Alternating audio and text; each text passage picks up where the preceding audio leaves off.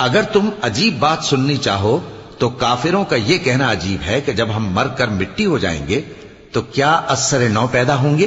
یہی لوگ ہیں جو اپنے پروردگار سے منکر ہوئے ہیں، اور یہی ہیں جن کی گردنوں میں طوق ہوں گے، اور یہی اہل دوزخ ہیں کہ ہمیشہ اس میں جلتے رہیں گے۔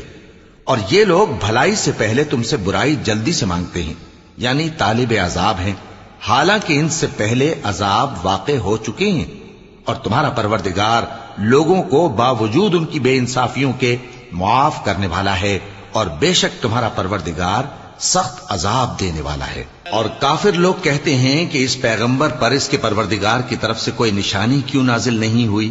اے نبی، تم تو صرف خبردار کرنے والے ہو، اور ہر ایک قوم کے لیے رہنما ہوا کرتا ہے۔